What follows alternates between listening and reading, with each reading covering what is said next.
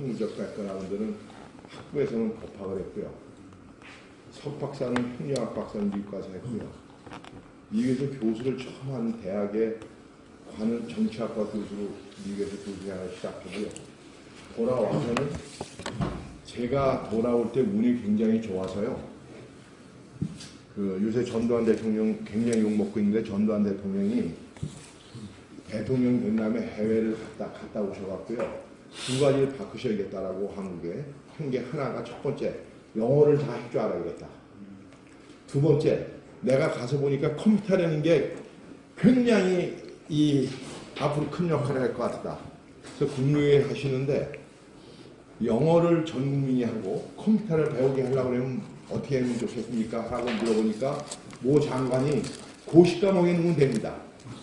그래서 영어가 그 전에 사법고시 일자 과목이었어요. 그리고 행정고시에 일자 과목에 정보체계가 있었어요. 정보체계. 예. 그래서 정보체계가 들어가는 바람에 우리나라 16개 대학이 갑자기 교수를 뽑게 됐는데 제 나이 또래 있는 사람 치고 컴퓨터 대학 다닐 때 본 사람이 없었어요. 근데 제가 미국에서 재무행정을 가르쳤었는데 그때 컴퓨터를 제일 많이 쓰는 과목이 그나마 재무행정이에요. 통계학이랑. 그래서 제가 지원을 해서 16명 뽑는데 박사 받은 사람도 별로 없으니까 제가 새우도 먹고 들어왔어요. 운이 굉장히 좋은 사람이죠. 그리고 제가 와서는 평생 가르친 것이 정보통신 정책과 공공재정을 가르쳤습니다. 근데 정보통신 정책을 하다 보니까 여러분이 들고 계신 핸드폰이라든가 통신기기에 관련된 정책은 거의 제가 많이 해봤습니다. 제가 정부 과제를 한 50개 했거든요. 그리고 50개를 제가 처음부터 끝까지 다 쓰다 보니까 대충은 50개 정도 하면요 거의 다 해보게 돼요. 한 10년 전서부터. 그런데 우연한 기회에 제가 이 표준이랑 기술기재에 껴들게 됐어요. 그것도 표준과 기술기재를 껴든 게 아니라 처음에 FTA에 맺으려고 그랬을 때 미국이랑요. 그때 여러분들 FTA는 관세잖아요. 관세를 없애는 거잖아요. 상호간에. 물론 여러분도 아시겠지만 양호 과정이라는 걸 거칩니다. 왜냐하면 두 나라가 다 하루아침에 모든 것에 대해서 관세를 빵으로 하자. 그럼 협정할 것도 없죠. 바로 전환 찍고 되는데 그렇게 되면 어떻게 되죠? 우리나라 같은 게 농민단체의 반발도 있고 미국도 여러 단체들의 반발이 있으니까 양보하고 허용하는 과정을 10번, 20번 회의를 거칩니다. 그때 같이 맺은 것이 MRTBT라고 해갖고 비관세에 대한 협상도 같이 했습니다. 그 협정문을 만들려고 할 때 저보러 애트리에서 같이 일하자고. 그래서 이게 뭐냐 그랬더니 비관세에 관련된 건데 교수님 하셔도 큰 문제 없을 거라고 했는데 막상 들여다보니까 잘 모르겠더라고요. 그래서 무지무지하게 고생을 했어요. MR이라는 것 때문에. 인증이라는 것도 모르겠고 시험이라는 것도 모르겠고 검사라는 게 어떻게 다른지. 그래서 한 1년, 2년 고생하고 나서부터 조금 이해를 하기 시작하면서 계속 이쪽 일을 들여다보게 된 겁니다. 그래서 제가 여기 와서도 강의도 하게 되고 그랬는데 제가 후배 교수님들한테 항상 이거 할 때마다 하는 소리가 있습니다. 이쪽 분야를 이해를 하려면 3년 동안은 사회학 한 사람들은 끊임없이 공부해야 된다. 그러기 전에는 귀에 안 들어온다. 그래서 3년만 고생하면은 이제 나보다 한 두어 수 더 될 거다라고 얘기를 합니다. 제일 간단한 왜 여기에 끼어들었냐는 말씀드리고요. 사회과학한 사람이. 제가 여태껏 한 일 중에 가장 보람찼다고 보면 의미 있다라고 보면 잠정 인증이라는 제도를 제가 창안했습니다. 8년 전에. 그래서 전파법이나 전기안전에 관련돼도 잠정 인증이 들어가죠. 이명박 정권 시작할 때 100대 혁신 과제 하나로 선정돼서 모든 법에 들어갔고요. 요새 제가 연구하는 것도 4차 산업혁명 때문에 새로운 그 시험, 그 적합성 평가 방식이 좀 바뀌게 되는 걸 요새 연구하고 있고, 요 지난주에 에이펙 가서 그 새로운 적합성 평가 제도에 대한 방식에 대해서 발표도 하고 왔습니다. 제가 오늘 시간이 되면 그것도 무슨 내용인지 간단히 말씀드리도록 하겠습니다. 제가 요 전 시간에 만들어 놓은 PPT를 조금만 말씀드리다 갔는데요. 조금 더 구체적으로 말씀드리고 뒤에 분과 얘기를 우선 정부와 민간 기업이 R&D를 하죠. 제가 대충 따져보면 정부가 한 연간 20조 정도 씁니다. 왜냐하면 우리나라 예산이 약 5% 가까이 돈을 쓰고 있거든요. 한 20조 정도가 R&D에 들어간다고 생각하시면 돼요. 그리고 민간은 한 3, 40조 되지 않을까 하는 게 제 추정입니다. 그러면 한 170, 80조 정도가 들어가는 거예요. R&D에. 그러면서 새로운 지식과 정보가 창출이 되겠죠. 새로운 지식과 창출이 되는데요. 창의성이 높은 것은 결국 산업 재산권으로 넘어가는 겁니다. 왜냐? 표준으로 가는 건 아니에요. 제가 여태껏 연구하면서 배운 것 중에 하나는요. 기업인은 돈 따라갑니다. 철저히 돈 따라 움직입니다.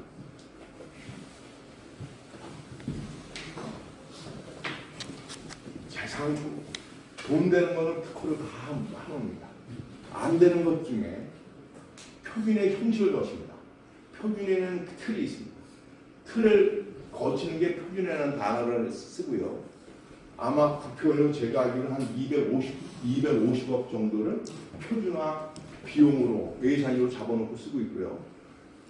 정보통신, 과학이 정통부는 한 150조 쓴다고 그랬는데 내가 담당자 선생님한테 자꾸 물어보니까 뭐 반드시 표준화 자금은 아니고요. 얼버무려서 그 정도 되리라고 합니다라고 얘기해요. 그러니까 우리나라가 대충 2개 부처만 쓰는 게 한 250조 내지 300조. 250억 내지 300억. 7, 8 분야에 쓰면 한 500억, 600억 되지 않을까 비용이 예상으로 보거든요. 새로운 정보와 지식과 정보가 창출되면 새로운 사람이 나타나게 돼 있어요. 그렇죠. 4차 산업혁명 이런 것이 다 새로운 것이 나와서 되는 거죠. 그런데 그 안에 써놓은 거는 제가요. 기술을 발전하고 있는데 규제는 그걸 못 쫓아가요. 기술은 매일 새로운 게 나오는데 규제는 그렇게 되나요? 규제는 입법 과정을 거쳐야 되니까 국회가 1년에 몇 번 열리죠? 2번밖에 안 열려요. 그래서 새로운 기술이 산업화되는데 모든 기술은 밝은 면도 있지만 어두운 면도 있거든요. 어떤 학자는 그래요. 인간이 살아오면서 우리 인류가 과학기술이 발전해서 이렇게 잘 살고 있잖아요. 아닌가요? 과학기술이 발전 안 됐으면은 이러한 부도 누릴 수 없을 뿐만 아니라요. 사실 민주주의라든가 이런 게 불가능한 겁니다. 과학기술이 발전했기 때문에 우리가 경제적으로 풍요로워졌고 풍요로워졌기 때문에 민주주의도 가능한 거고 개인주의도 가능한 거예요. 그런데 모든 과학기술은 어떻죠? 다 긍정적인 것만 있나요? 측면만 있나요? 부정적인 측면도 많잖아요. 얼마나 부정적인 측면이 많아요. 여러분들 1년에 자동차 사고로 죽는 사람이 몇 명이죠? 6,000명. 예? 6,000명이요.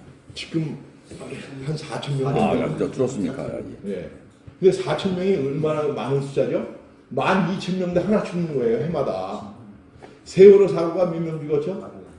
400여 명 죽었죠? 그 10배가 매너 죽는 거예요, 교통사고로. 엄청난 거죠? 근데 왜 못 속도 확 줄이면 되겠죠? 속도 20km로만 줄이면 요번에 10km가 어디서 줄였죠? 60km에서 시내 주행 50km로요. 확 떨어진다고. 그건 못하는 이유가 왜 그럴 것 같아요? 비용 대 편익을 생각하면은요. 사실 속도를 줄이면은 물류병이 엄청나게 올라가서 우리가 해외 물건 팔아먹기가 불가능합니다. 현실적으로. 그래서 못 줄이는 거예요. 4,000명의 목숨이 안 아픈 것이 아니라 그거를 30kg, 40kg 줄이는 순간 우리 경제가 쓰러집니다. 그러니까 모든 새로운 발명품에는 기술에는 베네핏도 있지만 우리한테 고통도 주는 거예요. 그래서 어떤 학자는 그래요.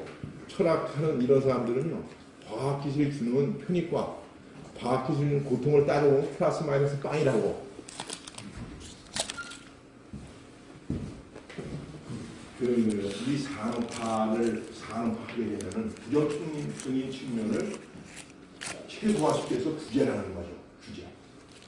규제를 하는데 규제를 하다 보니까 어떤 기술은 규제가 있기 전에 미리 나오는 것들 있죠. 그런 것들을 해결하기 위해서 저는 이제 기본적으로 행정을 했던 사람이라 기술 규제 쪽을 많이 얘기합니다. 가공제품 쪽을. 빵 장사가 새로운 빵 만들 때 내 마음대로 만들어 파는 거죠. 정부에 승인 안 얻어도 팔잖아요. 내가 치즈 조금 더 넣고 뭐 그래도요. 안 그런가요? 그렇죠. 그런데 제품들은요. 많은 제품들이요.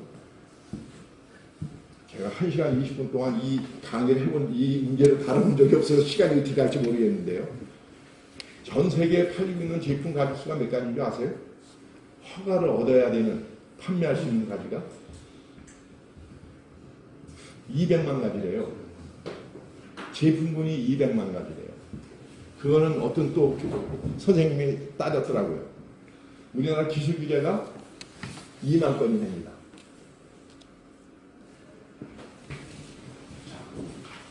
그 규제들은요, 다 새로운 기술을 갖고 산업화할 때 나는 부작용을 최소화하기 위해서 만든 제도예요. 그런데 그것이 기술의 발전을 규제가 못 쫓아가니까 먼저 인증을 해주는 제도가 잠정이 됩니다. 그러니까 성능 테스트, 안전 테스트만 해보고 큰 문제가 없다면 미리 팔게 해주고 나중에 기술 규제에 대한 내용의 기술 규정이 만들어지면 다시 갖고 와세요. 그래가지고 정식으로 KC 마크를 달아주는 거죠. 요런 것들은 다 KC 마크랑 관련이 있는 겁니다. 일반적 여러분들이 아시는 KS라든가 이러한 민간 자율이라는 관계 없어요. 또 넘어가죠. 표준화라는 것이 프로세스를 거쳐서 이것도 프로세스를 거쳐서 이제 표준이 만들어지는데요. 표준은 공공재적 성격을 띠고 있습니다. 특허는 내 거잖아요.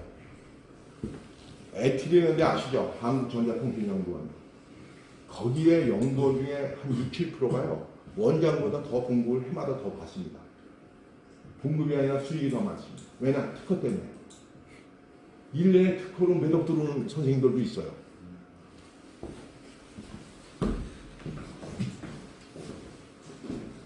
근데 표준은 특허가 아니거든요. 누구든지 쓸 수 있거든요. 표준협회에서 돈 뭐로 버나요? KSA라든가 이런 데서 뭐로 돈 벌어요? 표준협회에 오신 분 계시죠? 네. 선생님이시죠? 네. 선생님 아니면 제가 여러 번 있는데. 그렇죠? 예. KSA 뭐로 돈 벌어요? 물론 뭐 협회니까 가입비가 있고요. 그러니까 이제 표준과 관련해서는 표준 판매. 그렇죠. 책자 판매잖아요. 네. 책자 판매 돈 안 되잖아요. 전 세계 표준 다루는 데는 다 책자를 판매하는데 책자가 돈이 안 됩니다. 그래서 가난할 수밖에 없어요. 다른 나라 모든 표준기관 중에 다 가난해요. 책자 팔아서 얼마나 되겠어요, 그 돈이. 표준협회도 한 300억 이상 되시죠. 그 중에 상당수가 교육에 들어온 것이니까 책자 팔아서 300억 못 버리시죠. 예, 저희가 전체는 한 1,000억 하고요. 1,000억이나 돼요? 그 중에 한 6, 700억은 교육입니다. 그렇죠. 예. 그래서 이제 표준은요, 저런 성격을 띠고 있기 때문에 표준은 그런데 공동체처럼 우리 사회에 반드시 필요한 겁니다. 공기나 물처럼. 여기에 얼마나 많은 여러분들이 손에 들고 있는 거나 쥐고 있는 거나 건물에 얼마나 많은 표준들이 들어가 있어요. 그런데 결국 표준 그 자체는 돈이 안 되기 때문에 일부 돈 되는 분야 빼놓고는 삼성전자나 LG나 이런 데 끼어들지 않습니다. 삼성, LG가 끼어드는 건 통신 분야, TT에 관련해서 단체 표준. 이거 돈 되는 분야 끼어들지, 다른 끼어들지 않아요. 돈이 안 되니까. 그 사람들이 하는 거는 다 특허랑 관심이 있지. 돈 내는 것 때문에. 그래서 표준은요, 민간이 하기가 혼자 하라고 하면 뒤질 수밖에 없어요. 그래서 정부 막 공공적 성격을 띠기 때문에 반드시 정부가 같이 가줘야 돼요. 그래서 표준 가버넌스는 말이 자주 쓰이는 거예요. 가버넌스가 뭐죠? 민간과 정부가 같이 하는 거 아니에요. 가버넌스는 정부가 주도하는 거고, 정부가 주도하려고 하니까 어떻게 되죠? 저게 이제 70년대 후반서부터 나온 단어인데요. 가버넌스라는 게. 그전에는 정부가 사회를 다 이끌었는데 정부가 혼자 다 이끌기가 어려운 거예요. 경제 문제, 실업 문제, 사회복지 문제, 수많은 문제들을 정부 혼자 이끌기가 어렵고 정부가 내재되어 있는 비효율 때문에 민간과 손을 잡고 끌어간다는 컨셉이 나온 게 1970년대 후반서부터. 그래서 가버넌스라는 말은 정부와 민간이 같이 끌고 가는 거예요, 이 사회를. 표준도 바로 그런 것이 필요한 영역입니다. 그런데 요 뒤에 제가 시간이 있으면 더 설명해 드릴 텐데, 뒷페이지, 마지막 페이지 보면 제가 가버넌스 형태를 나라마다 다 다른데요. 다른 걸 설명해 놨는데, 왜 미국과 EU 등은 민간 주도고요. 일본, 한국, 중국은 정부 주도.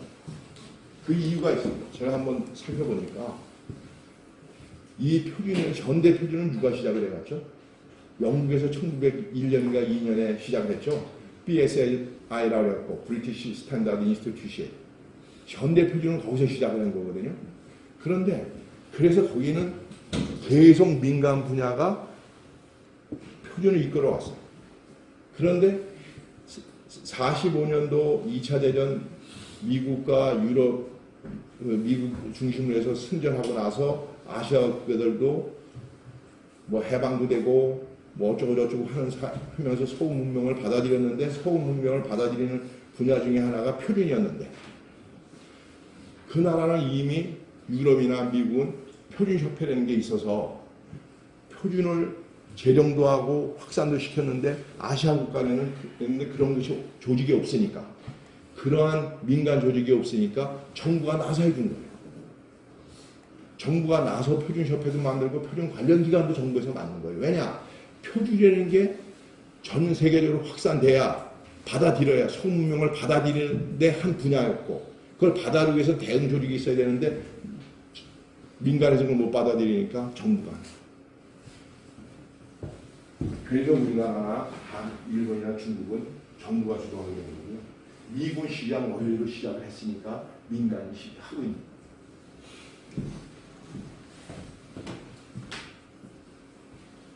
이제 표준이라는 것이 여러 표준이 있는 것을 여러분도 아실 겁니다. 측정 표준이라는 것은 무게, 질이 이런 것들이잖아요.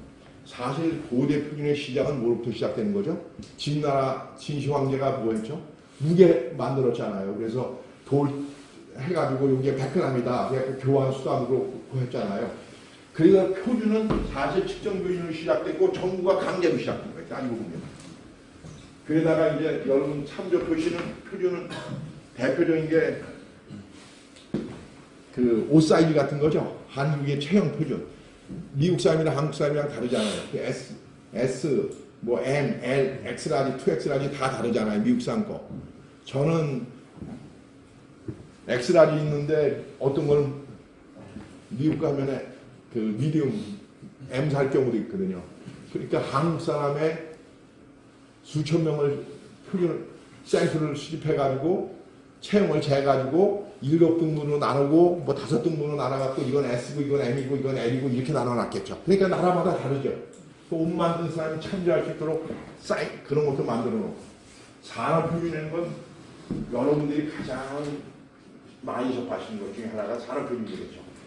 산업표준은 계층적으로 보면 국제표준, 국가표준, 단체표준이 있다고 보시면 됩니다.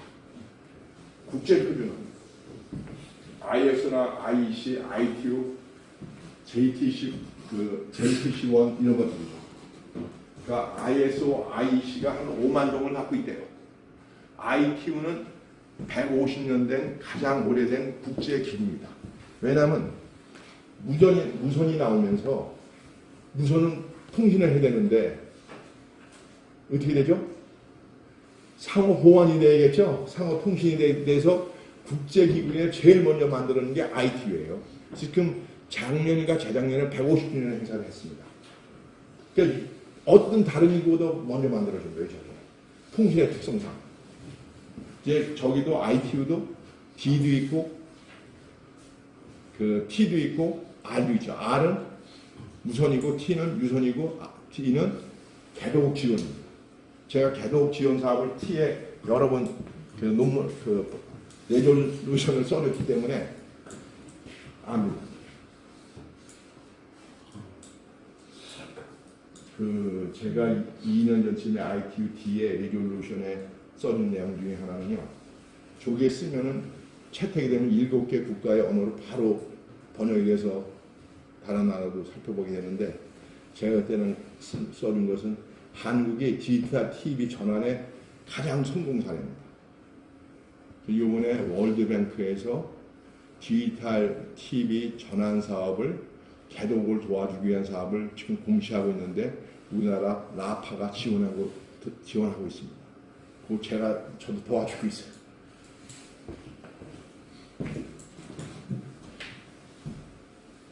IS, IC가 한 5만 종이라고 그러고요. KS, 국가 표준은 다 ANS, 미국 표준, 독일 표준. 한국은 표준이 한 2만 4천 정도 된대요. KS가. 일본은 한 16,000종인가 그렇다고 미국은 한 3만 5천 정도 되는 것 같습니다. 나라마다 표준의 숫자도 다 다르고 있습니다. 북한은 몇 종인지 모르는데 그 북한의 표준의 밝은 분한테 한번 물어봤더니 북한은 무슨 국가 표준이 있느냐면요. 헤어 스타일 표준이 있대요. 그래서 얼굴형에 따라서 4가지를 추천해 준대요. 그러면 그 미장원이나 이발소에 가면은 딱 표준 책자가 있어서 선생님 얼굴이 이렇게 생겼으니까 이 4가지 중에 하나 고르십시오. 이발사가 걱정 안 해도 되죠. 가장 어울리는 거 이미 검증해갖고 해줬으니까요. 북한 표준은 러시아 표준을 따왔다고 많이. 단체 표준은 여러 TK 표준이라든가 여러 표준들이 있고요. 계층이라고 봐야겠죠. 그래서 우리나라 국가 표준은 국제 표준에서 많이 따오기도 하고 단체 표준에서 일부 인용도 하죠. 표준이 입법화 과정을 거치면 법으로 만들어지면 어떻게 되는 거죠? 기술 규제가 되는 겁니다. 물론 기술 규제가 반드시 표준에서만 따오는 건 아닌데 규제를 하려고 기술 규제를 하다 보면은 표준이 형태를 갖출 수밖에 없어요. 왜 기술 규제를 하느냐? 이거는 국민의 안전, 시기동물 뭐 이런 것 때문에 할 수밖에 없는 거예요. 국가별로 다르고 이게 기술 규제가요. 그럼 국가별로 똑같으냐? 아니에요. 천태만상이에요. 그러다 보면. 기술 규제 영역을 예를 들면요. EMC라는 전자파 아시죠? 우리나라는 EMC라고 해갖고 EMS, EMI라는 걸 다 합니다. EMI는 전자파가 다른 기계를 오작동 일으키게 하는 거고요. EMS는 다른 기계에서 방출되고 있는 전자파가 내 기계에 영향을 주지 않도록 만들어 놓은 겁니다. 그러니까 하나는 방어하는 거고 하나는 간섭하는 건데 우리나라는 두 개를 다 봅니다. EMS와 EMI를. 그래서 EMC라고 합니다. 여러분 지금 회장님하고 있는 김용래 사장님 이 지정시험기관이 EMC 테스팅하는 기관 중에 하나입니다. 그런데 다 똑같을 거 같지만요. 나라마다 다 달라요. 일본은 저게 강제가 아닙니다. VCCI라고 그래갖고요. 그 시스퍼라고 그 IC의 산하특별기구가 있는데 EMC만 만드는 규제값만 만들어주는 기술 규정만 만들어주는 데가 있는데 그때 85년서부터 VCCI라고 그래가지고 거기는 민간이에요. 강제가 아닙니다. 또 미국은 뭐만 보느냐면요. EMI만 봅니다. 남이 거 간섭하느냐 안 하느냐만 봅니다. 여기 계신 분 중에 EMC가 전자파에서 신체랑은 전혀 관계없는 거예요. EMC는 다른 기계의 오작동이랑 관련이 있는 거고요. 무선에서 여러분들 신체 관련된 전자파는 싸라고 그랬고요. SAR이라는 걸 측정하는 겁니다. 그거는 30cm를 띄고 측정을 해요. 몸에. 그래서 몸에 그 전자파가 들어오면 덜 좋다고 그러죠. 그것도 확인되지 않았어요, 사실. 전자파가 2급 나 발암물질이에요. 2급 전자파가 현재 WHO에 의하면은. 근데 2급 나 발암물질이 뭔지 아세요? 다른 그 유형에 있는 게 커피가 동이라는 현상이 있어요. 제가 저 말 나올 때마다 전자파가 몸에 해롭다. 이 얘기는 커피랑 동일하고 전자파가 나와가지고 내 몸속에 있는 기생충 죽일지도 모른다. 혹시 그럼 난 더 건강할지도 모른다 하고 우스갯소리를 하는데 사실은 인간 과학이라는 것이 지금 알고 있는 것이 다 진리예요. 우리가 믿고 있는 게 아니잖아요. 200년 전에 300년 전에는 세계가 평평하다고 믿어갖고 갈릴레이 죽었잖아요. 둥글다고 이상한 소리 한 놈이라고. 지금 믿고 있는 여러분들이 믿고 있는 진리라고 믿는 것이 100년 전, 150년 후에는 이분들은 왜 엉뚱하고 믿어치 할 게 수도 없이 많을 거야 아마. 아니에요?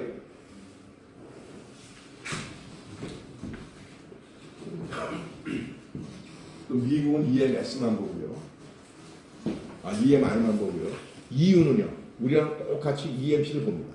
근데 방식이 달라요. 이유는요. 유럽 국가는요. 사후입니다. 사후가 아니라 SDOC라고 그래갖고요. 자기가 스스로 적합선언을 하는 겁니다. 나중에 또 말씀을 드릴 텐데요. 제조자들이 혹은 수입자들이 내가 시험해보니까 문제가 없더라.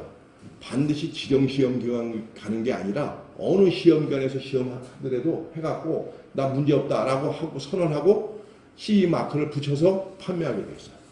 나중에 문제가 되잖아요. 그러면 그때는 사후적 사법적 징벌처리예요. 나중에 문제가 되면 어떻게 되죠? 징벌처럼 퍼니티브 데미지 엄청나게 10배, 20배 때리잖아요.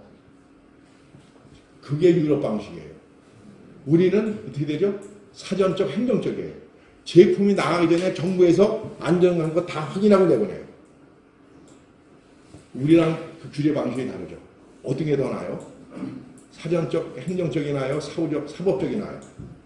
이 규제 틀을 바꾸려고 그러면은요, 이것만 바꿔서는 안 돼요. 보험제도, 그리고 PL법이 있는가, 그 제품 화자법이 있는가, 이런 여러 가지가 바뀌어야 이것도 바뀔 수 있고요. 뿐만 아니라 사회적 신뢰도라든가 사회 자본도 바뀌어야 돼요. 가장 중요한 사회적 자본 중에 하나가 신뢰성인데요. 신뢰가 높은 사회가 돼야만이 사후 사법적 규제 틀로 바꿀 수가 있습니다. 그게 훨씬 더 효용이 높아요. 왜냐하면 사전 행정적으로 하려면 어떻게 되죠? 새로운 제품이 출하는 시간이 길게 걸릴 수밖에 없어요. 왜냐하면 승인을 먼저 얻어야 되니까, 프로세스 거쳐야 되니까. 사후 사법적은 자기가 테스팅해가지고 문제없다라는 바로 파놓을 수 있는데 사전 행정적은 시간이 아무래도 걸리게 됐어요. 못 가는 이유는 신뢰성이 없는 사회는 그런 제도를 도입할 수가 없어요. 나라마다 신뢰성이 다른데 전 세계에서 민사소송이 제일 많이 걸리는 나라가 어느 나라죠? 인구 대비? 대한민국입니다. 미국이 아니라 지금 대한민국이에요. 민사소송 건수가 국민 1인당 대비 제일 높은 나라가 대한민국입니다. 사회적 자본론을 보시면은요, 무슨 말이 나온 그 예로 드러나는데요. 유럽에서는요, 덴마크 이런 데 가잖아요? 그러면 공원에 가서 애기 엄마가 화장실 가고 싶어서, 애기 엄마도 애 데리고 있다 화장실 가고 싶겠죠? 공원에 화장실 가려고 애 끌고 가기 어려우니까 놔뒀다가 화장실 뛰어갔다가 오잖아요? 그러면 애가 혼자 있으면 지나가던 다른 애 엄마가 봐주고 있는데요. 애기 엄마가 잠시 어디 갔겠구나, 급한 일 때문에. 그래서 애 놔두고 갔구나 하고 봐준대요. 미국에는 어떻게 되죠? 미국의 맨하탄에 있는 센트럴 파크에다가 애기 엄마가 놔두고 화장실 가면 무슨 일이 생기죠? 경찰에 신고한대요. 애 혼자 놔둔 사람이 여기 있다고. 빨리 와보라고, 경찰에서. 우리나라는 집 앞에 공원에다가 애기 엄마가 놔두고 화장실 빨리 집에 갔다 와야겠다라고 애 놔두면 어떻게 되죠? 예? 무슨 일 발생하죠? 선생님도 한국 사람이잖아요. 선생님한테 닥쳤다 그러면 어떻게 할 거예요? 내가 지나가는데 집 앞에 공원에 산책하고 있는데 애가 혼자 있다. 선생님 어떻게 하실 거예요? 나타날 때까지. 예? 그냥 지나가요. 그냥 지나가죠. 정체된 전학을 사람이 어디가 있어요. 그리고 거기에 애가 죽고 있는 사람이 어디가 있어요. 그냥 지나가지. 왜 이래? 그리고 그냥 지나가요. 그런 나라에서는 사후적, 사법적 규제 제도를 거의 못합니다.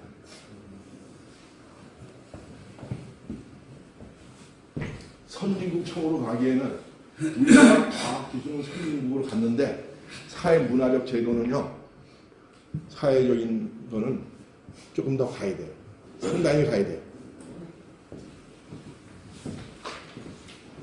그래서 규제도 방식도 전자파 하나만 해도 국가별로 다 달라요. 규제 방식도 지금 말씀드린 것처럼 사전이나 사원하는 것도 다르고 사후적이 훨씬 나은 거 알면서 못 가는 이유는 그만큼 사회 인프라가 구축이 안 돼서 신뢰성이 떨어져서.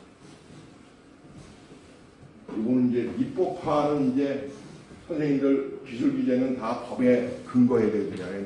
남의 패 강제니까 처벌 규정을 둬야 되는데 법에 보통 큰 틀에서 처벌 규정을 놔두고 구체적인 것은 시행령, 시행추에도 두지만은 보통 예시, 고시 가이드라인을 둡니다. 그래서 입법 과정을 거치지 않고 국무회의를 거치지 않고 기술 변화에 따라 빨리 바꿀 수 있도록 그렇게 해놓고 있죠. 그래서 제가 한번 조사를 해보니까 기술 규제라고 부를 수 있는 고시나 이런 것들이 다른 것보다는 확실히 빨리 개정이 되더라고요. 빠른 속도로 개정이 되더라고요.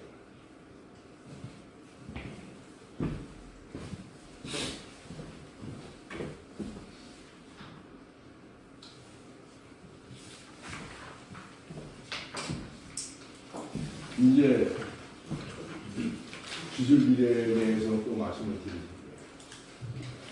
국제적 표준 개발 기구는 여러분의 ASTM이라든가 ASME, SAE, JSA 등이 이 세 개는 다 미국에 있는 기관입니다. ASTM은 Testing and Material의 약자입니다. American Society for Testing and Material입니다. 이 기구가요, 안시나 이런데 BSI보다 먼저 만들어진 겁니다. 미국의 기술 규제의 25%가 ASTM에서 그냥 나온 거예요. ASM이나 ASE 등등이 미국 기관이고 JSE는 일본의 자동차 공업기관입니다. 국제적 표준 개발 기구도요. ITU나 ISO나 IEC에 영향을 큰 미치고 있는 저런 기관들이요. 실질적으로 저 사람들이 제안한, 저들 기구가 제안하는 것들이 거의 다 그 ISO나 IC나 ITU의 표준으로 채택이 됩니다. 근데 80%가 미국 기관이에요. 저게. 미국 애들이 굉장히 기초과학이 인프라가 깔려 있다는 얘기죠.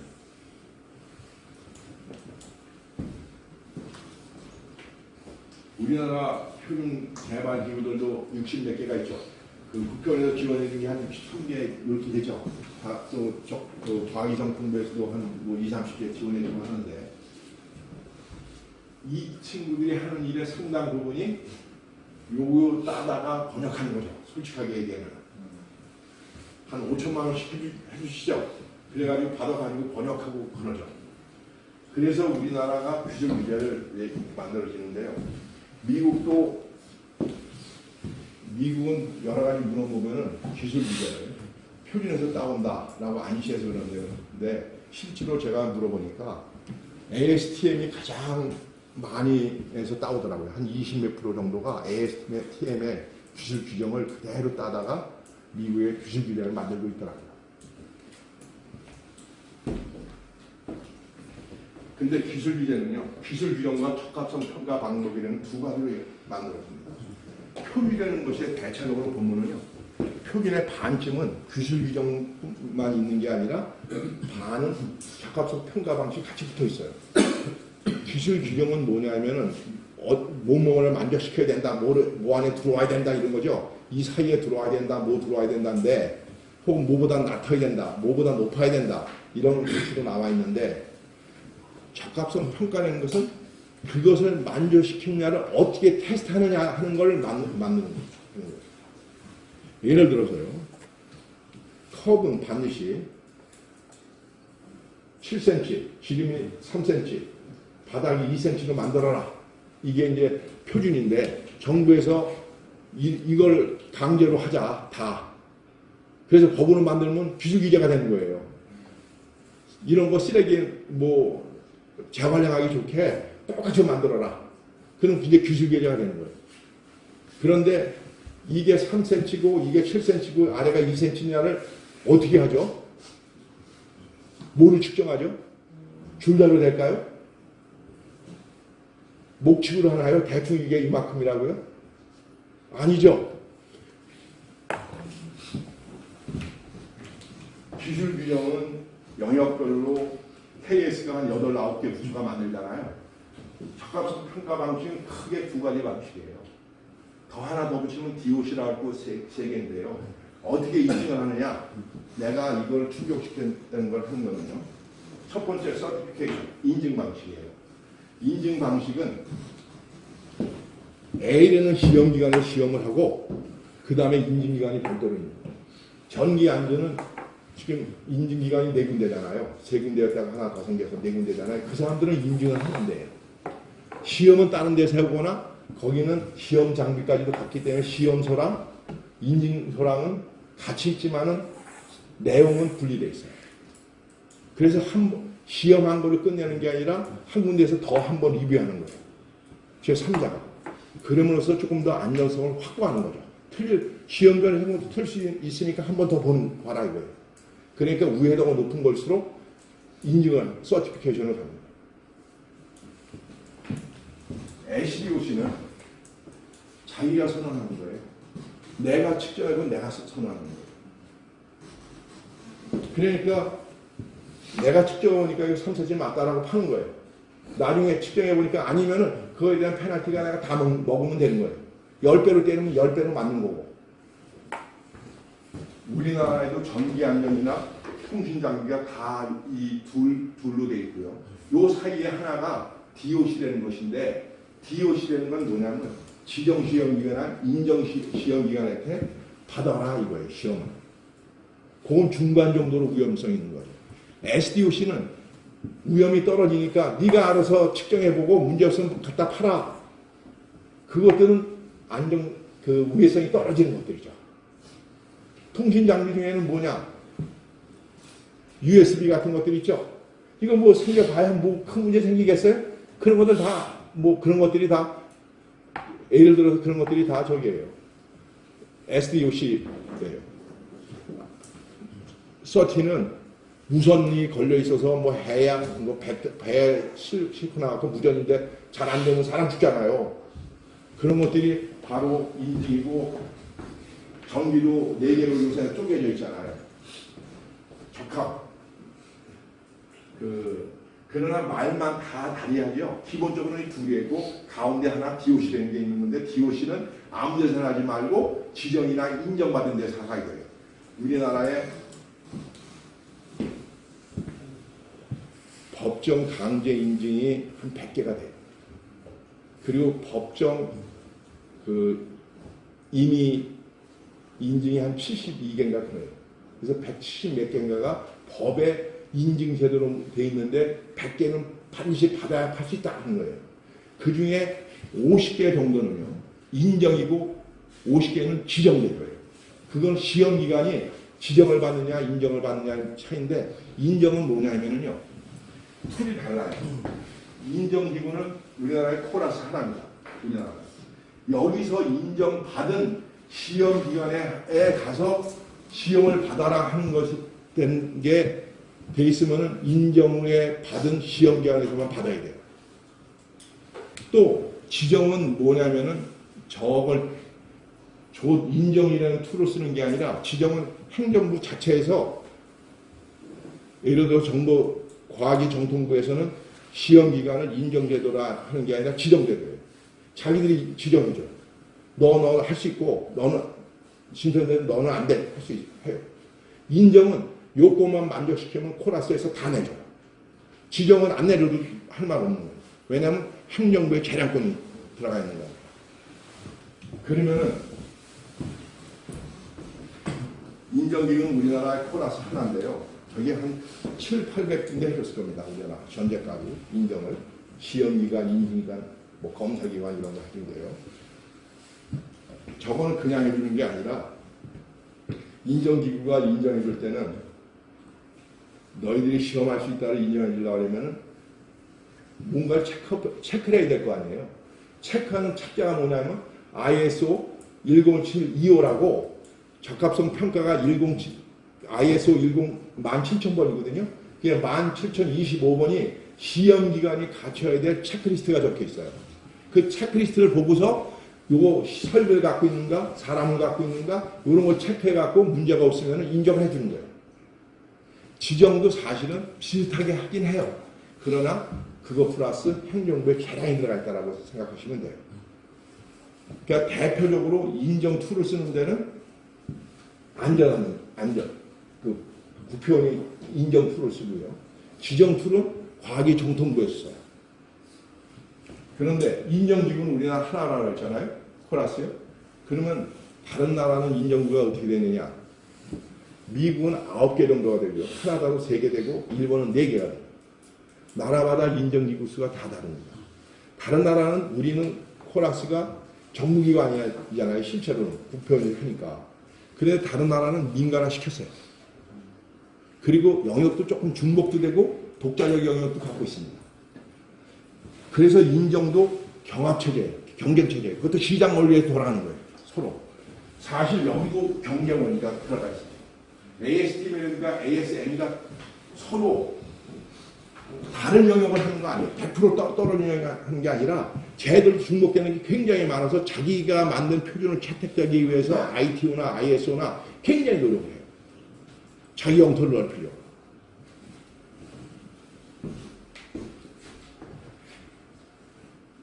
그래서 우리나라도 아마 지금은 지정체제가 아까 말씀드린 것처럼 법에 있는 것에 약 반이 지정이고 약 반이 인정인데 앞으로는 우리나라도 인정체제를 갈 겁니다.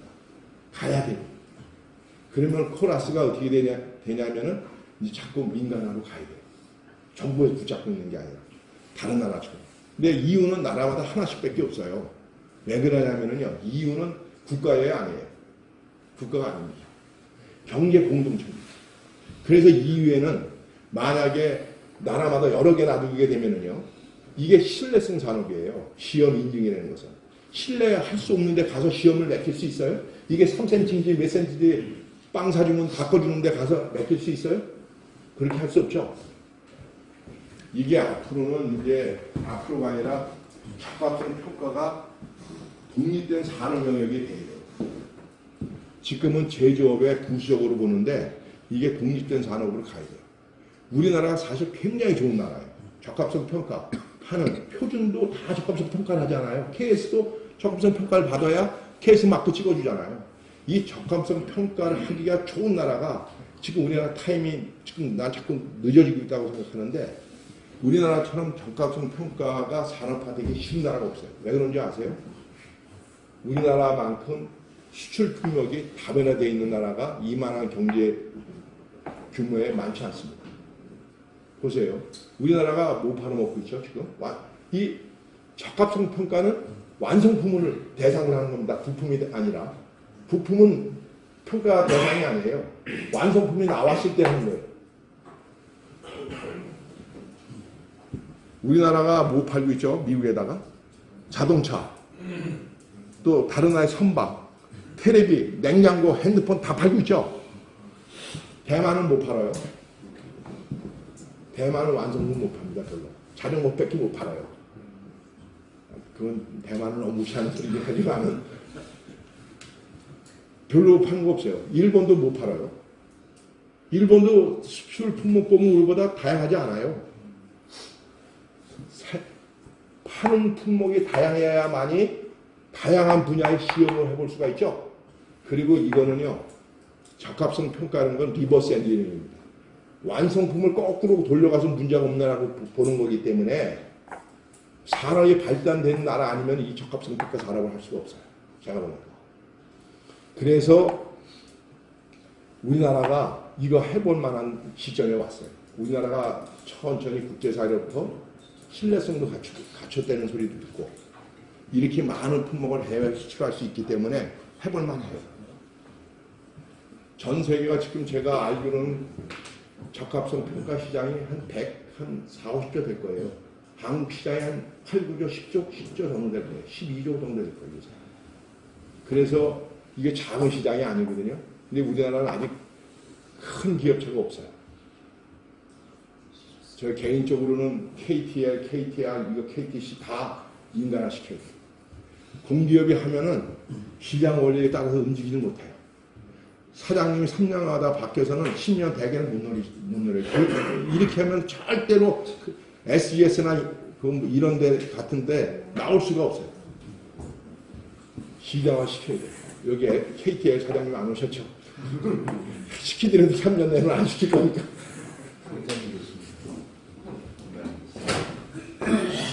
그리고요, 이제 요거를 조금 더 내가 설명해 드릴게요. 다른 때도 기회가 있을지 모르지만 많지 않으실지도 몰라서. 이 인정기구는 그러면 왜 코라스는 남을 인정해 줄 권한이 뭐 때문에 생긴 거예요? 국가기관이니까 남 마음대로 인정해 주는 거예요? 거기도 시험 사람이 제대로 갖춘 남이 설비를 볼 줄 아는 사람이 있어야 되잖아요. 남 시험하느냐 안 하느냐를 체크하려면 나서부터 자격을 갖춰야 되는 거 아니에요? 여러분들 요새 심리학과가 우리 대학에서 인문사회에서 제일 인기가 높아요. 학생들 수준이 높고요. 자꾸 세상이 복잡해지니까 옛날에 못 먹고 못 살 때는 사이코 되는 사람이 없었는데 요새 잘 먹고 잘 살면 사이코가 더 늘어나는 법이 모양이에요. 근데 심리상담사 있죠? 심리상담 맞고요. 그 사람들 마음대로 따고서 그냥 하신 줄 아시죠? 심리상담사가 되려면은 가장 높은 등급을 받으면 매달 자기도 체크받아야 돼요. 다른 사람을 상담할 수 있는 심리적 자세가 돼 있는 날을 매달 상담받아야 돼요. 잘못되면 그 사이코한테 상담받으면 큰일 나잖아요. 그래서 그 사람도 상담받더라고요. 보니까 그 최고 높은 등급의 라이센스를 유지하려면 시험기관 인정기관도 시험에 남한테 인정해 주려면 내가 그런 자질을 갖춘 걸 입증해야 되잖아요. 그럼 또 인정기구라는 거 인정해 주는 데를 만들어야 되는 그놈을 계속 올라가겠죠. 그래서 인정기구는 인정기구끼리 국제적인 기구를 만들었어요. 아일락이라고. 인터내셔널 레바토리 어크레디테이션 코퍼레이션인가 하는 걸 만들어갖고 자기들끼리 상호 체크업을 하는 거예요. 그래서 코라스도 2년마다 한 번씩 아일락에 와서 체크업을 받을 거예요. 또 코라스도 다른 데 가서 체크업을 해주고 상호 그 단계에서 여기는 상호 인정을 하는 거예요. 인증기구는 인정기구로부터 받거나 시험기관도 인정기구로부터 다 시험을 받아야 되는데 요거는 ISO 17065라는 거에 체크업을 받고요.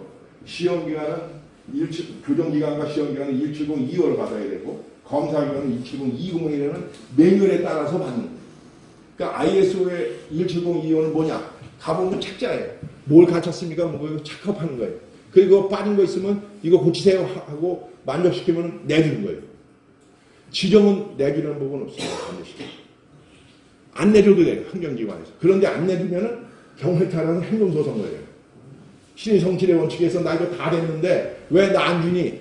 179면 다 만족했는데 왜 안 주니? 그리고 신의 성질의 원칙에 의해서 소송당할 게 다 만족시키면 주긴 줘요.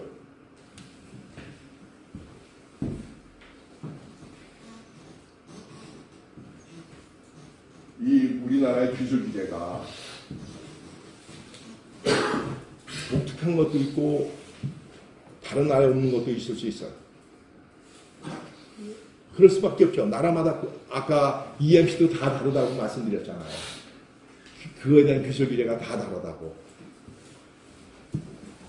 우리가 전자파에 대해서는 굉장히 까다로운 나라입니다. 아까 어떤 선생님들이 얘기한 것처럼 전자파 인체 흡수율 있잖아요. 그게 우리가 미국보다 까다로워요. 미국은 20까지 허용하는데 우리는 16이에요. 근데 또 이유가 있어요. 미국은 개발지, 넓은 데서 무선통신, 핸드폰을 쓰기 때문에 출력을 좀 높여놨어요. 우리는 밀도가 높잖아요. 그래서 AP가 많이 꽂혀 있어서, 그렇죠? 박 전문의. 네, 맞습니다. 그래서 우리가 좀 까다롭고, 미국은 조금 느슨해요. 근데 싸가 나쁘냐 좋으냐 나도 모르겠어요. 규제를 하고 있어요. 그렇게.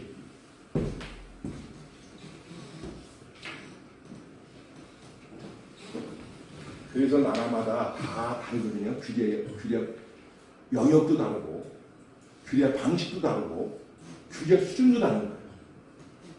그런데 이게 우리나라 기술 규제가 국제 표준과 일치하면은 문제가 안 생겨요. 다른 나라에서 문제가 안 생겨요. 국제적으로 인정된 표준을 그대로 따다 쓰면, 그래서 대만 같은 경우에 표준협회에서 나온 거 보니까 한 80%가 그대로 유지하고 있다, 일치한다고 그리고 호주 같은 경우도 8, 90%가 국제표를 그대로 인용하고 있다라고 언급하고 있더라고요. 그런데 다를 수가 있잖아요. 국회의원에서 1년에 한 기술 규제를 한 400~500건을 검토를 한다고 합니다. 그 중에 한 10%가 국제 표준과 일치하지 않는데요. 그래서 그거에 대해서 문제를 삼으면은 이게 국회의원이 하는 제도, 국회의원에서 운영하는 제도 중에 하나입니다. 기술 규제 영향 평가되는 제도가 뭐냐면은 각 부처에서 만드는 기술 규제 혹은 개정하는 기술 규제가 국제 표준과 일치하는 여부를 체크해갖고 일치하지 않으면 너희들 왜 일치하지 않게 만들었니? 하고 국무총리랑 연락해가지고 너 와서 설명해봐 하는 제도예요. 왜냐? 그걸 안 하면은 PBT에 문제가 생길 수 있어요. 이건 뭐냐면은 그러니까 일치하지 않으면 일치하는 걸 소명해봐. 그래서 소명해갖고 문제가 없으면 넘어가는 거고 뭐 이유도 없이 국제 표준이랑 또 다르게 만들었으면 문제가 될 거니까 국제 표준이랑 상응하게 만들어라 하는 제도예요. 그런데 만약에 다른 일치하지 않다 그러면요. 일치하지 않으면은 뭐냐면 테크니컬 배리어 투 트레이딩이라 해갖고 그 교육상 기술 규제가 교육에 장애가 되는 제도가 되는 거예요.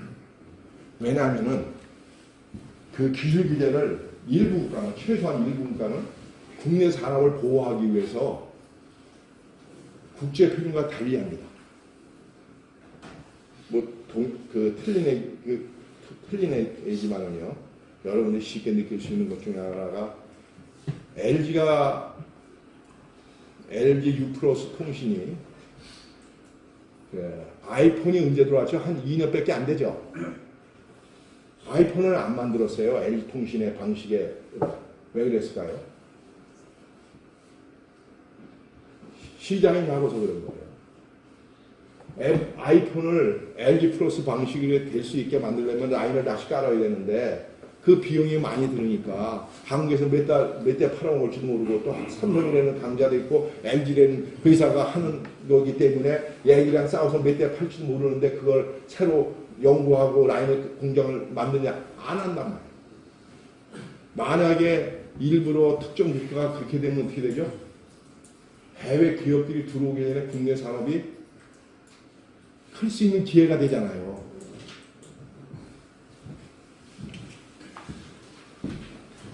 그래서 일부러 국제 표준을 따르지 않고 국내 산업 보호를 위해서 자기들만의 독창적인 표준을, 강제 표준을 만들어 쓰는 경우도 상당히 있어요.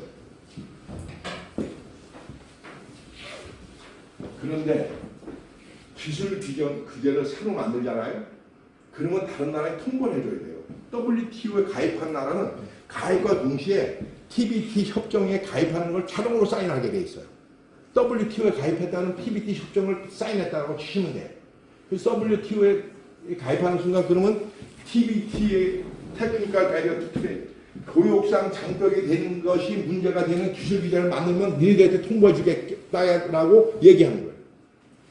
그러니까 국제적으로 사용하지 않는 표준을 우리가 사용하겠다라고 하면 너희들한테 통보해 줄게. 왜 그런지. 통보해 주는 걸 스페셜 트레이드 컨선 노티스라고 하는 거고요. 노티스가 이제 가르쳐 주는 거예요. 쫙 뿌려요. 나라마다. 우리나라도 1년에 1000건 이상 받을 거예요. 노티스가 다른 나라로부터. 이렇게 바꿉니다 하고. 또 STC라고 해갖고 우리가 법 바뀌는 걸 그 나라를 모니터링 해보니까 이 자식들 이거 완전히 국제 표준이랑 달라서 우리가 수출하는데 애로사항 많네. 이것 때문에 그러면 STC를 걸어요. 스페셜 트레이드 컨선이라고 특정 무역상의 현안을 제기하는 거예요. 니네들 이렇게 바꿔갖고 우리 기업들이 너희들한테 수출하기 어려워. 왜냐하면 니네들 왜 그런 표준을 쓰고 있는 거야? 국제적으로 우리가 맞지 않게. 얘들 산업부가 하려고 그러니? 안 돼. 그 문제를 제기하는 거예요. 요새 TBT가 문제가 많이 돼서 국회의원에 TBT 국도 생겼잖아요. 그 이유가 관세는 WTO 체제로 들어오고 양자 간 FTA가 맺어지면서 관세율이 평균 6, 7%로 떨어졌어요. 전 세계 제품에 대한 것이 6, 7%고요. 평균 관세가. 정보통신기기는 2% 안쪽으로 들어왔어요. 그래서 관세가 무역하는 데 있어서의 커다란 장벽이 안 돼요. 관세가. 과거처럼. 그래서 새로운 것들이 뭔가를 찾아보니까 비관세 장벽인 거예요. 그 중에 대표적인 것 중에 하나가 기술기술입니다. 이제 비관세 장벽에는 여러 유형이 있는데 표준과 관련되어 있는 것은 TBT. 근데 왜 무역을 같이 하는 게 좋다고 보죠? 요새 미국이 뒤틀고 있죠? 중국은 왜 자유무역의 전도사고 미국은 뒤틀고 있죠? 왜 그러죠? 왜 무역을 같이 하자고 그래요? 무역을 최대한 더 하자. 왜 그러죠? 무역을 하면은요, 인류 모두 다가 경제적 혜택을 누립니다. 아주 쉽게 생각해 보세요. 나라마다 잘 만드는 게 다 다르죠? 가격도 싸게 만들 수 있죠? 미국은 우리 뭐를 잘해요? 소고기를 많이 우리보다 싸게 만들 수 있죠? 땅도 넓고. 우리는 그 사람보다 잘 만드는 게 뭐예요? 우리 팔아먹기 많이 파는데 뭐 텔레비 잘 만든다고 치죠? 중국은 뭐 잘 만들죠? 중국 제품 없으면 못 산다고 그랬는데 지금 들으라고 하니까 옷이라고 치죠? 그러면 중국은 옷만 만들고 우리는 텔레비만 만들고 미국은 소만 키우면은 그래서 서로 팔면 어떻게 되죠? 과거에 500원 들었던 거를 400원 만들면 다 살 수 있겠죠? 왜냐면 싸게 사오니까. 그래서 무역하자고 그러는 거예요. 그런데 그 무역을 하자는 이유가 여름에 돈의 가치가 높여주는데 그걸 함부로 못하는 이유가 뭐죠? 국내 사람이 반발해서 그런 거예요. 우리가 미국이나 FTA 하면서 100% 다 관세 없었어요? 아니죠. 농민들이 쌀, 소고기 관세 유지하자고 그랬잖아요. 그거 안 하면 못한다고. 농민단체들이 다 나서니까 그래서 관세를 유지하려고 미국한테 이거 관세 유지하겠다라고 하니까 미국 애들이 뭐라 그랬어요? 좋아. 허용해 줄게. 대신 이거 양보해줘. 뭘 양보해줘? 틀어. 미국에 니네들 수출 못해. 25%야 그러면은. 또 뭐 30%야. 이거 받아들이려면 받아들여. 싫으면 말아. 그래서 협상하는 거예요. 사실 제가 그때 옆에서 봤을 때 미국과 FTA에서 가장 이득 본 나라가 여러 나라가 FTA 맺었잖아요. 미국이랑. 가장 이득 본 나라가 어딘지 알아세요? 대한민국이에요. 그건 제가 옆에서 봐가 확신하고 있습니다. 미국 사람들이, 미국 애들이 다시 하자는 이유, 자꾸 하자는 이유가 여러 가지 측면에서 보면 우리가 굉장히 제일 유리하게 했어요. 그거는 노무현 대통령 덕분도 있어요. 노무현 대통령이 당시에 협상단한테 언제든지 마음에 들지 않으면 걷어치고 나오라고 그랬어요. 미국에서 미국 정부랑 협상을 하면서 대한민국 정부의 대표단들이 중간에 2번 나온 거는 이 협상밖에 없습니다. 다른 협상에서는 미국 애들이 나가라고 하면 나하고 들어오려면 들어왔는데 이때는 2번이나 나왔어요. 그래서 미국 애들이 손잡고 야 다시 들어와. 우리도 하나 양보해 줄게. 파트너를 하려니까 손잡은 건 그것밖에 없어요. 제가 알기로는.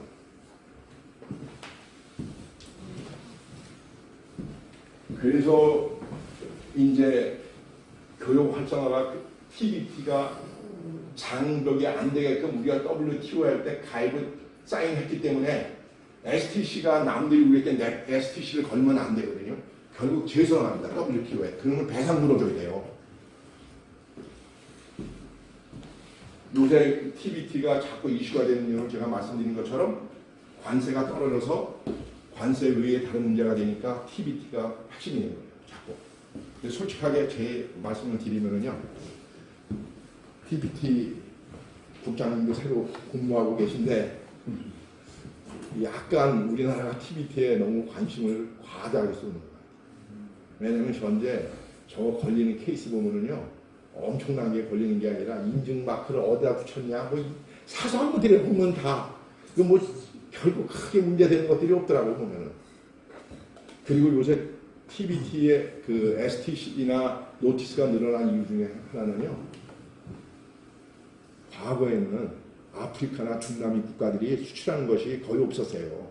특히 중남미 국가들이 요새 수출 품목이 늘으면서 저게 늘어난 거예요. 근데 거기 뭐 참치 통조림에 뭐 마크가 어떻게 붙었다 좋다 이거 다 내가 봐서는 수출이라는 크게 영향을 안 미치는데 아무것도 할 일이 없으면 정부가 큰일 나잖아요. 그래서 저기에 다른 나라도 많이 관심을 쏟고 있더라고.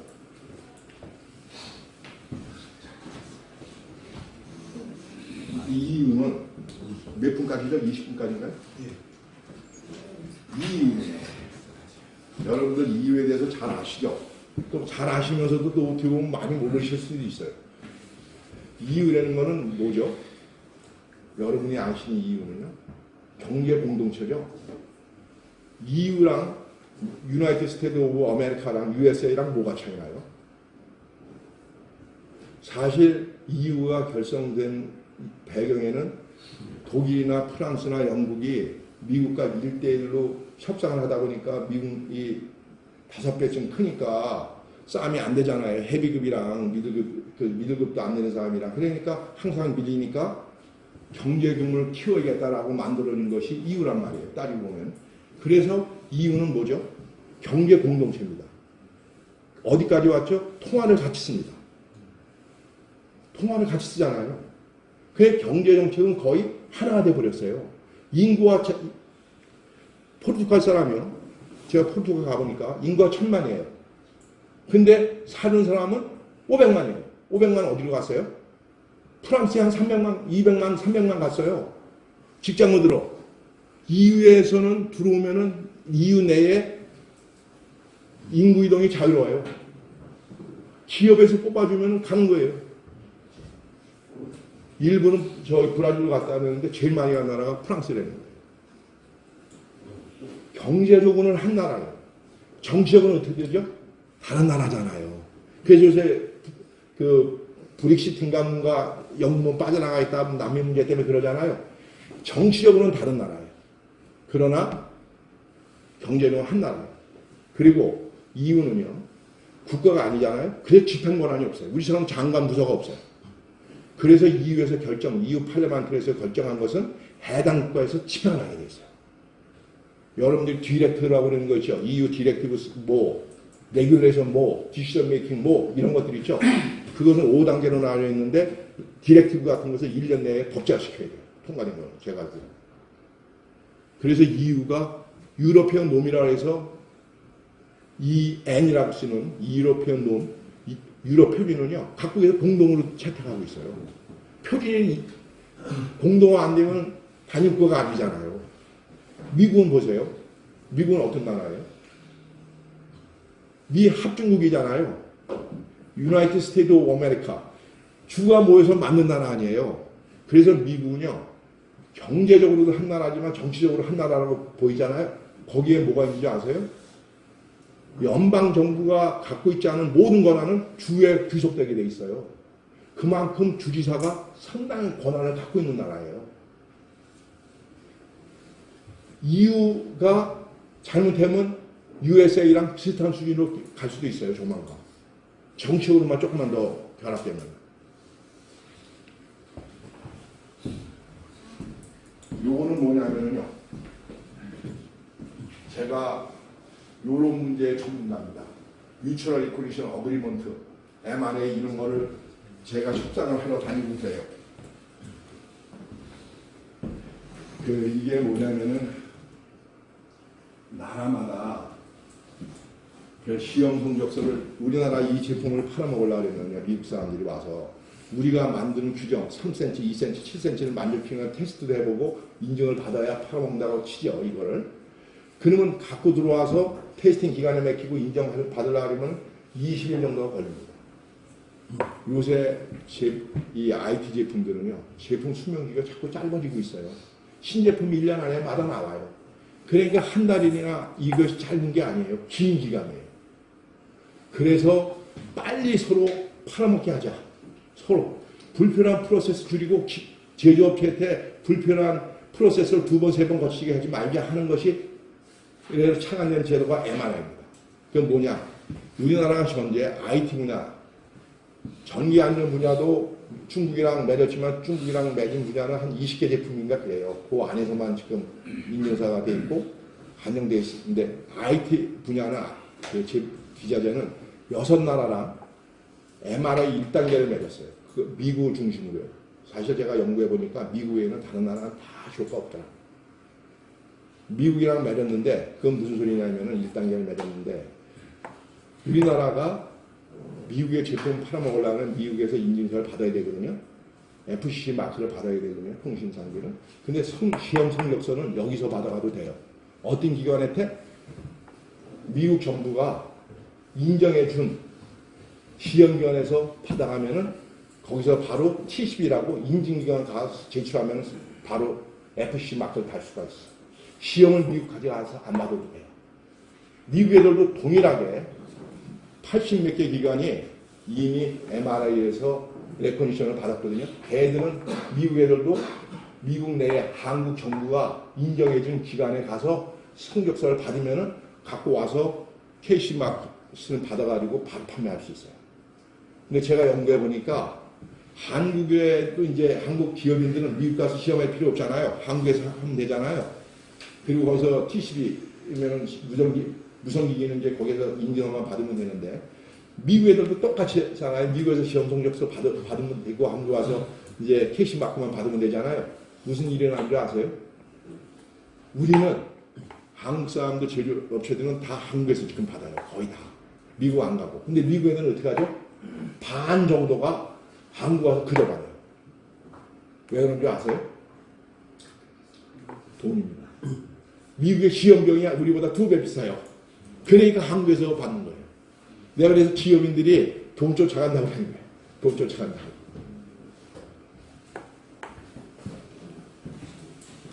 우리나라는 지금 카나다가 2단계 내리려고 해요. 매주로.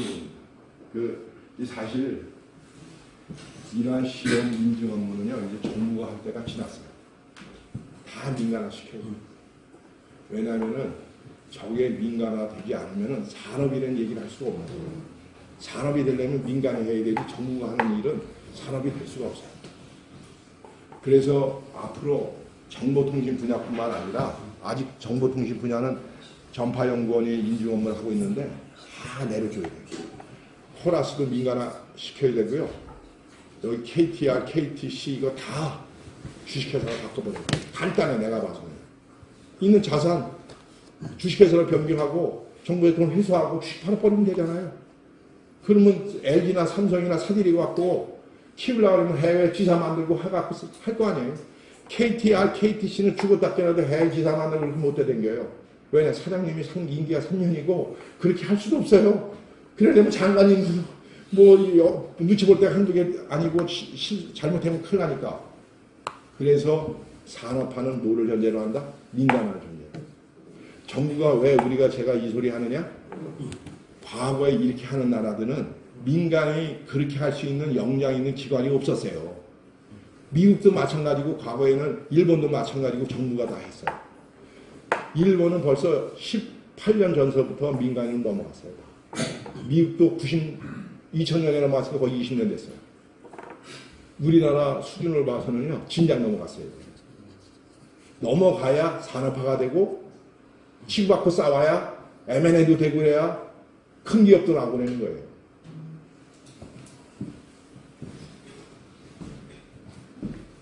CB스팀 이라는 거 여러분 들어보셨죠? CB스팀이 15종목에 관해서 세계적으로 ICE 인정받은 데는 성적서 상호 인정해 주잖아요. 사실 우리나라 인정 안 할 수도 있죠. 다시 와서 검토했는데 내가 가격 얼마 받는데 30% 정도 받는다고 하더라고요. 100% 인정해주면 돈 받을 필요도 없는데 별로. 그런데 지금 미국은요, 요새 트렌드가요, 요새 적합성 평가가 확 바뀌어질 시점에 왔어요. 그래서 제가 이번에 에이펙에도 앞으로 이거 적합성 평가에서 확실히 바꿔야 된다 하는 주제로 얘기했더니 내년부터 중점적으로 연구하자고 제가 제기한 문제점에 대해서. 왜냐하면은 100만 개를 만들어도 테스팅을 한 번 받습니다. 그렇죠? 하나 만들어도 하나 받아야 돼요. 지금 생산 체계가 어떻게 가고 있죠? 소량 생산으로 가고 있습니다. 스마트 팩토리가 뭡니까? DIY가 뭡니까?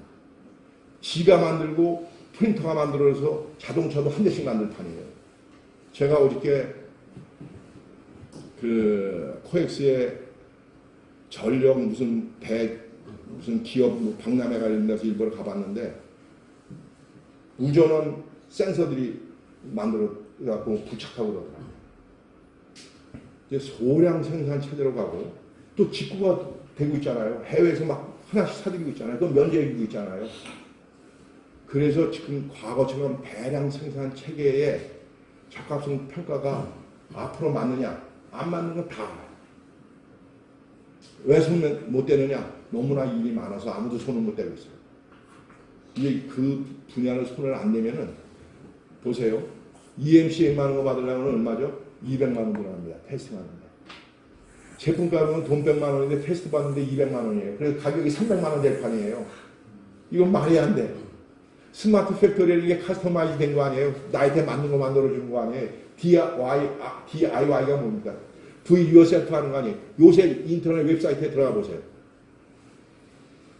동호회들이 많아요. 뭐 만드는 거예요. 저도 깜짝 놀랐어요. 그리고 큐브처럼 이렇게 뭐 조립하고 붙이고 하는 것들이 많이 만들어졌어요. 장난감도 붙였다 떼었다 하는 거 많이 만들어졌어요. 이거를 하나하나 다 테스트 받으라고 그러면은 비용이 엄청나요. 이거를 그렇다고 불법자로 다 만들어 놓을 수 없잖아요. 그래서 앞으로 이 적합성 평가는 방식도 바뀌어야 될 때가 됐고 우리나라 차원에서는 새로운 산업으로 옮길 필요성도 있고 한 분야. 질문사항 계시면 시간이 다 돼가니까 잠시 지금 말씀하신 부분에 대해서 사실은 그 평가 그러니까 적합성 그 기관의 민영화 그다음에 이제 대규모화에 대해서는 방향은 기본적으로 맞는데 일반 이제 사용자들 그 적합성 신청을 하는 사람들 입장에서 보면 우리 아직은 우리나라 기관들의 적합성 기관들의 그 신뢰성이 지금 문제가 생기는 부분이 있거든요. 사실은 실제로 기업들이 저도 뭐 국회의원의 일원입니다만은 해가지고 할 때마다 일종의 셀프에 뭐 다들 어쨌든 같은 제품을 갖다 양기관에 하면 다르게 나오는 경우도 있고 또 뭐 어디는 패스, 페일 이런 식으로 달라지는 경우도 있고 하다 보니까 실제 이건 사례가 되는 거예요. 그렇게 되면 민영화를 하게 되면은 일단은 우선은 처음에는 그게 굉장히 그 신뢰성에서 문제가 계속 발생을 하는 부분이고 그런데 이제 그걸 다시 어느 통해서 규모의 경제를 가게 되면은 우리 산업은 특히 이제 대기업들이 이제 계속 그걸 하니까 일종의 끌려가는 역할이 되기 때문에 신뢰성에 여러 가지 문제가 있는데 그 부분을 어떻게 해결할지 혹시 생각을 그 비용이 올라가는 문제하고 같이 더불어서 그거는 이제 저는 그렇게 안 보거든요. 솔직하게요. 그건 절대 과제를 주셔야 되는 문제예요. 그 이제 첫 번째 그렇게 하면 대기업들이 자체적으로 할 가능성도 그런 있겠죠. 부분도 있고 그다음에 이제 예컨대 기관을 일종의 그 저기 바게인 파워가 계획이 훨씬 크기 때문에 그 신뢰성을 제대로 확보할 수 있는 문제 그거는 생기는 걱정 안 하셔도 되는 게요. 두 가지 예를 드릴게요. 삼성이 갤럭시 5인가 6 나왔을 때 100만 대 한 대인가 두 대가 건전지에 문제가 있었어요. 어떻게 했죠? 정부에서 전량 회수 명령 내렸나요? 강제 리콜했나요? 아니죠. 누가 했죠? 자기가 했습니다. 왜 했죠? 1조 5천억 불 2조 드는 거 왜 했죠? 그 사람들의 브랜드 파워가 200조짜리입니다. 1조 5천억에 그거 안 팔아먹습니다. 적합성 평가 해봐야 핸드폰 하나가 얼마 들어간 줄 아세요? 전 세계 파는데 180억 들어갑니다. 전 세계 80억 들어갑니다. 80억. 제가 전 세계 핸드폰 새로운 모델 나오잖아요. 전 세계 팔아먹는데 80억 들어가요. 대충 80억 들어가죠? 80억 들어가는데 그거 단돈 1,000만 원, 2,000만 원 아끼자고 신뢰성 없는 일 안 하고 1조 5천억 자기 브랜드 때문에 절대로 훼손하는 일 안 합니다. 네. 두 번째, 그래서 그거는 걱정 안 하셔도 된다고 치고요. 이미 제조업체들이 상당적으로 우리 사회에 신뢰를 쌓습니다. 보세요. EMC 때문에 문제 생기는 거 있어요? 제가 찾아보니까 1년에 한 건도 안 생겨요. 그런데 우리 주변에 수천만 대의 EMC를 방출하는 장비들이 있어요. 1년에 한 건도 안 생겨, 문제가. 2, 3년에 한 건 생겨. 제조업체가 지금은 함부로 제품을 만들지 않습니다. 그래서 오랫동안 제조업체가 60년대 제조업체라고 생각하시면 안 됩니다. 우리나라 지금 제조업체가 완성품 만드는 데가 어디예요? 다 대기업입니다. 부품은 중소기업체가 만드는데 부품은 적합성 평가를 안 받습니다. 완성품만 받죠. 그래서 저는 인허가 되더라도 전혀 문제가 없다고 봅니다. 이거는 완전 기우라고 생각해요, 저는. 그리고 가격이 올라간다. 시장 원리에 의해서 움직이는 게 가격이 싸져요. 정부에서 가격을 매기는 게 싸져요. 자, 제가 통신 비용을 계속 봐온 사람이거든요. 옛날에 KT가 국영기업체였어요. 아시죠? 그때 해마다 통신 비용이 올라갔어요. 그래서 적자난다고 난리칠 때마다 어떻게 됐죠? 정부에서 예산으로 메꿔줬어요. 가격 전압이 못 올리지 말라고. 왜냐? 물가 반응률이 높으니까 전압이 올리지 말라고 예산으로 막 500억, 1000억씩 줬어요. 지금 정부에서 돈 주나요? 안 주나요? 인허가 돼서 한 푼 안 주잖아요. 서비스가 좋아요? 나빠요? 세계 탑프레스예요. 왜 그러죠? 기업체는 살아남기 위해서 시장에서 계속 생존하기 위해서 움직이기 때문에 그래요. 정부가 하죠? 안 움직입니다. 내가 공무원이어도 그렇게 안 움직여요. 왜냐? 집에 갈 일이 없는데. 기업은 지역에 갑니다. 보세요. 제가 그 예를, 내 공무원 선생님들 잘못한다는 게 아니라 생태계가 다르다는 얘기를 해드리는 거예요. 미꾸라지요. 미꾸라지 양식하는 거 아시죠? 그 미꾸라지 양식하는 데 가면 뭐가 들어가 있어요? 그 안에? 메기가 들어가 있죠? 왜 메기 왜 집어넣었어요? 그렇죠. 메기 제일 처음에 양식할 때 미꾸라지 양식할 때 메기를 안 집어넣었대요. 그러니까 무슨 일이 생기냐면은 미꾸라지가 안 움직이는 거예요. 먹이 주면 따먹고 가만히 있는 거예요. 그러다 보니까 고기 맛이 없어지는 거예요. 폐사율도 높아져요.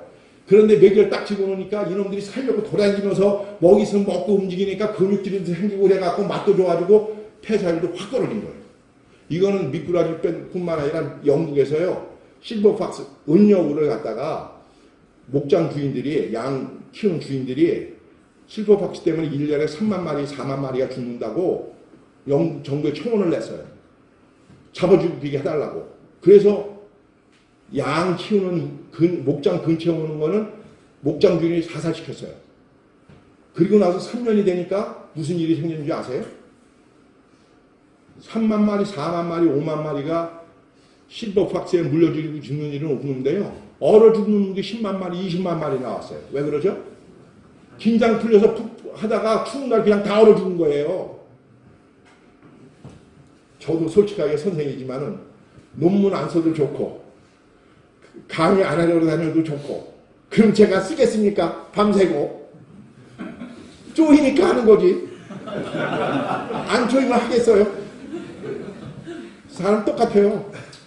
그래서 시장 원리에 맡겨야 산업이 됩니다. 승자가 살아남고 패자가 죽는 거는 당연한 얘기예요. 인류 역사상 승자가 이겨야지 패자가 이길 수 있어요? 그건 말도 안 되는 논리지. 그런 측면에서 사실은 저는 기업에게 법인세 매기는 거 있잖아요. 이거 제고해야 돼요. 세 가지 다른 거 매기잖아요. 그 대기업이고 이렇게 다르잖아요. 매출 규모에 따라서 25%, 20%, 뭐 5%인가 이렇게 매기잖아요. 그거 말 되는 것 같으죠, 선생님들? 저는 절대 말 안 된다고. 왜 그런지 아세요? 이 시장에 시스템이 잘 돌아가는 놈이 이기는 놈이죠. 성장하는 놈이죠. 그놈이 잘 돌아가 있고 그놈한테 세금은 오히려 매기는 게 아니라 빼줘야 돼요. 걔가 이 시장의 승자가 돼야 생산성이 높아지죠. 못하는 놈한테 세금 덜 걷어갖고 살겠다는 게 논리적으로 말되는 것 같지만 비효율적인 조직이 죽어야 생산성 있는 기업이 살아남아서 우리한테 더 좋은 걸 싸게 공급하는. 아니에요? 다 같이 살자는 이 세상에 없어요. 저는 고등학교 평준화 뭐 이런 소리 하잖아요. 저는 믿지 않아요. 대학에 들어와서 누가 제일 공부 못 쫓아오는지 아세요? 누가 잘 쫓아오고요? 저희 대학에 들어온 학생을 제가 유심히 보잖아요. 그러면은 강남에서 들어온 애가 우리 대학 들어온 애는 공부 못하실 줄 알죠? 왜냐면 걔는 공부도 엄마 아버지가 데리고 다니고 과외도 시키고 그랬으니까 강원도 산골에서 입동한 놈이 여기는 공부 잘해야 되잖아요. 그렇게 믿으시죠? 현실은 안 그렇습니다. 현실은요, 경쟁 치열하게 했던 대원외고 또 그 무슨 사관학교죠? 민사고 들어오는 학생은 우리 학교에 들어온 일이 별로 없는데 여기 들어온 놈이 몇 명인데 그놈들이 다 고시부터예요. 강남에서 있는 애들이 고시부터예요. 왜 그러죠? 걔들은 경쟁을 할 줄 알아요. 고등학교 때 시골에서 큰 애들은 경쟁을 못 해봤어. 왜냐하면 그렇게 똘똘한 애들이 별로 없어갖고 경쟁을 못 해봤어. 내가 보니까. 경쟁도 몸에 배야 살아남는 거예요. 그래서 저는 고등학교 뭐 평준화다 이런 거 안 믿어요. 세상에 어떻게 똑같이 살아요? 아니 여기 과장님들 다 국장님 다 시켜주고 한다 그러면은 일하시겠어요? 저녁 때 여기 나오시겠어요? 내가 담당 과장이라도 할 일이 숨도 없이 마치 친구랑 술 먹을 일도 있고 당장 안 나오죠. 제가 수업 시간에 이것도 실험해 본 결과인데요. 학점을 처음에 이제 선생님이 자유롭게가 아니라 성적을 낼 때 처음 성적은 칼같이 했어요. 그 다음에 팀으로 했어요. 그 다음에 동일하게 준다고 얘기를 했어요. 하고 손지도가 어디가 높을까요? 칼같이 혼자 할 때가 제일 높아요. 팀으로 성적 주면은 다른 놈이 할 거라고 믿고 안 해요. 서로. 인간이 그런 거예요. 아니에요? 여기 사장님이시니까 이 선생하다가 기업을 찾아서 나간 친구가 있어요. 그 친구한테 물어봤더니 월급 날 3일 전서부터 들어오면 돈이 움직인대. 돈이 월급날 되면 돈을 어떻게 말해야지 돈이 움직인다 그러더라고요. 선생이랑은 경쟁이 완전 다른 세상이라고 저거로 절대로 학교에서 정년하라고 나보고 그랬더라고요. 그래서 저는 뭐 극단적으로 시장 원리를 믿는 사람은 아닌데요. 이 표준 영역도 시장 원리가 배제될 수 없는 영역입니다. 그래야만이 생산성이 높아지고 우리한테 오는 편익도 많은 겁니다. 다른 질문 계시면 하나만 더 받고 없으면 예. 마지막에 얘기하셨던 다품종소량 생산이 되는 지금 트렌체 인증제도를 적합성 평가를 어떻게 바꾸는 게 좋을 거라는 뭐 약간 아이디어는 제가 내년에요. 국회의원에다가 5천만 원 내 1억 달래려고 그래요. 그거 연구할 테니 제가 원장님 만나가지고 한 1억 달래려고 그래요. 사실은요. 지금 직구를 사오는 거는요. 방법이 없잖아요. 하나씩 사오는 거 어떻게 해봐요? 제가 여러 나라에 설문도 해봤어요. 다른 나라도 안 한다고 그래요. 할 방법이 없다고. 한 대씩. 그런데 그거는 사실 한편으로 보면 말이 돼요. 면제해 주는 게. 왜 그러죠? 그 나라에서 이미 받은 제품들이에요. 적합성 평가. 어떤 형태로든지 받았어요. 그래서 한 대 정도 들어오는 건 우리 사회에 큰 문제는 아니다고 봐요. 사용자 하나한테만 피해를 주더라도. 그래서 지금 넘어가도 큰 문제 없어요. 그런데 앞으로는 4차 산업혁명이라는 결국 다품종 소량이잖아요. 많은 것들이 소량으로 생산될 겁니다. 그러면 그거를 어떻게 적합성 평가를 하느냐. 다른 나라에서 직구로 들어오는 걸 이미 거기서 받았다 쳐서 걸러졌어. 여기서 만드는 건 어떻게 걸러지느냐. 그게 이제 핵심 문제잖아요. 그거는 제가 돈 받기 때문에 얘기 안 해요. 그걸 이 얘기를 했다가는 사장님들이 가서 이렇게 하면 된다고 그랬습니다. 그러면은 저는 바로 이런 몇십만 원 받고 몇 천만 원짜리 팔 수는 없으니까 이것도 시장 원리입니다. 오늘 강의 열심히 들어주셔서 감사드리고요. 여러 가지 질문할 얘기는 시간이 없으면 과장님 별도로 별도로 질문 저기